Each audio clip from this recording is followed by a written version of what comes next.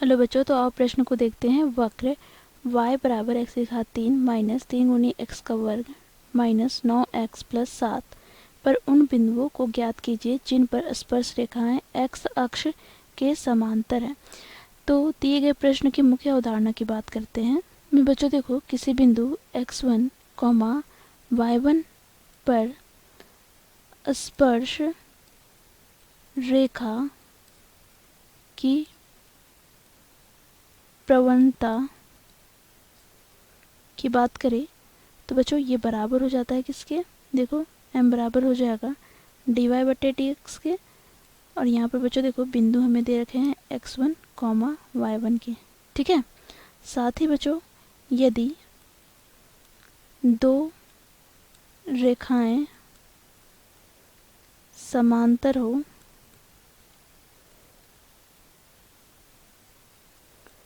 तो उनकी प्रवणता भी समान हो जाती है। तो यहाँ पर बच्चों इन मुख्य अवधारणाओं की सहायता से दिए गए प्रश्न को हल करते हैं। तो आइए, प्रश्न में हमें वक्र दे रखा है y बराबर x की घात 3 माइनस 3 गुनी x का वर्ग माइनस 9x प्लस का 7। इसे हम x के सापेक्ष में अवकलन करेंगे तो हमें प्राप्त हो जाएगा dy/dx बराबर d/dx गुना यहाँ पर x की घात 3 माइनस 3 गुनी x का वर्ग माइनस 9x प्लस का 7, ठीक है। अब बच्चों देखो यहाँ पर इसे हम अलग अलग अवकलन करें तो यहाँ से हमें प्राप्त हो जाए d/dx x की घात 3 माइनस 3, यहाँ पर अचर पद है इसे बाहर निकाल लेंगे तो d/dx x का वर्ग माइनस यहाँ पर 9 अचर पद है तो इसे हम बाहर निकाल लेंगे d/dx x का अवकलन x सापेक्ष प्लस यहाँ पर बच्चों 7 है तो अचर का अवकलन 0 के बराबर हो जाता है। तो यहाँ पर बच्चों देखो इसका अवकलन करने के लिए हम सूत्र का प्रयोग करेंगे। तो सूत्र हम जानते हैं, यदि x की घात n का हम x के सापेक्ष में अवकलन करते हैं तो ये हमें प्राप्त हो जाता है बच्चों देखो n गुना x की घात n माइनस 1 के, ठीक है। तो इस गुणधर्म का प्रयोग करेंगे हम तो हमें यहाँ पर प्राप्त हो जाएगा 3 गुनी x का वर्ग माइनस यहाँ पे 3 दूनी 6 गुनी x माइनस यहाँ पर 9, ठीक है। तो ये हमें प्राप्त हो गया बच्चों देखो dy/dx, अर्थात यहाँ से हम कह सकते हैं स्पर्श रेखा की प्रवणता बराबर dy/dx बराबर 3 गुनी x का वर्ग माइनस 6x माइनस 9, ठीक है। अब प्रश्न में हमें क्या दे रखा है, तो दिए गए वक्र की स्पर्श रेखा x अक्ष के समांतर है, ठीक है। तो बच्चों देखो x अक्ष के समीकरण की बात करें तो y बराबर क्या हो जाएगा 0। अब बच्चों देखो इसे हम अवकलन करते हैं अर्थात dy/dx ज्ञात करें तो ये भी हमें 0 के बराबर प्राप्त होगा। अब बच्चों देखो क्योंकि हमें प्रश्न में दे रखा है स्पर्श रेखा x अक्ष के समांतर है, ठीक है। तो बच्चों देखो यहाँ पर दोनों का जो प्रवणता है वो क्या हो जाएगी, समान हो जाएगी। अर्थात बच्चों देखो यहाँ पर हमने वक्र की जो प्रवणता ज्ञात किया है, यहाँ पर 3 गुनी x square minus 6x minus 9, तो यहाँ पर हम लिखेंगे 3x square minus 6x minus 9, ये बराबर हो जाएगी किसके, 0 के, ठीक है।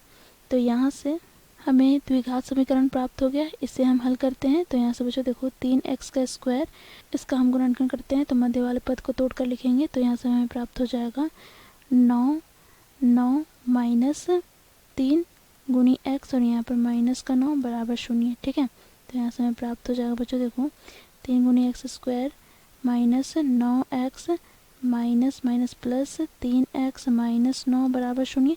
तो यहाँ से हमें प्राप्त हो जाएगा बच्चों देखो 3 उभयनिष्ठ ले लिया, 3x उभयनिष्ठ ले लिया तो यहाँ से x माइनस 3 और यहाँ पर बच्चों 3 उभयनिष्ठ ले लेंगे तो हमें प्राप्त हो जाएगा x माइनस 3 बराबर 0। तो बच्चों देखो इन दोनों पदों से हम x माइनस 3 उभयनिष्ठ ले लें तो यहाँ से हमें प्राप्त हो जाएगा 3x प्लस का 3, ठीक है। तो यहाँ से हमें प्राप्त हो जाएगा बच्चों देखो x माइनस 3 बराबर 0 और यहाँ पर 3x प्लस का 3 बराबर 0 हो जाएगा। तो यहाँ से बच्चों हमें x का मान प्राप्त हो जाएगा +3 और यहाँ पर हमें x का मान प्राप्त हो जाएगा -1। ठीक है, तो इस प्रकार बच्चों हमें 2 मान प्राप्त हो गए x के। अब बच्चों हमें y का मान ज्ञात करना है, तो दिए गए वक्र में हम x का मान रखेंगे तो हमें y का मान प्राप्त हो जाएगा। तो बच्चों देखो यहाँ पर x का मान हम 3 लेते हैं। ठीक है, x का मान हम 3 लेते हैं, तो यहाँ से बच्चों देखो 3 की घात 3 माइनस यहाँ पे 3 गुनी 3 की घात 2 माइनस यहाँ पे 3 गुना 9 प्लस का यहाँ पर 7, तो यहाँ से हमें प्राप्त हो जाएगा बच्चों देखो 3 की घात 3 27 माइनस यहाँ पर भी 27, यहाँ पे 9 दिया 27 प्लस का 7, तो यहाँ से हमें प्राप्त हो जाएगा बच्चों देखो +27 से -27 कट जाएगा, तो यहाँ पर हमें प्राप्त हो जाएगा बच्चों देखो -20। ठीक है, अब बच्चों देखो x बराबर -1 लेंगे, तो यहाँ से बच्चों हमें y बराबर प्राप्त हो जाएगा -1 की घात 3 माइनस 3 गुनी -1 का वर्ग -9 गुनी 1 प्लस का 7, तो यहाँ से बच्चों हमें प्राप्त हो जाएगा -1 और यहाँ पर -3, यहाँ पर प्लस का 9 और यहाँ पर प्लस का 7, तो यहाँ से बच्चों देखो -4 + 7 कितना हो जाएगा, तो यहाँ से हमें प्राप्त हो जाएगा 3 और +9 कितना हो जाएगा, तो ये हो जाएगा बच्चों 12। इस प्रकार बच्चों हम लोगों ने जब x का मान -1 रखा तो y का मान हमें प्राप्त हो गया 12 और जब x का मान 3 रखा तो y का मान हमें प्राप्त हो गया -20। तो यहाँ पर हम लिखेंगे अतः अभीष्ट बिंदु -1, 12 तथा 3, -20 है। तो इस प्रकार बच्चों हम लोगों ने प्रश्न को हल किया। आशा करती हूँ आप लोगों को समझ में आया होगा। धन्यवाद।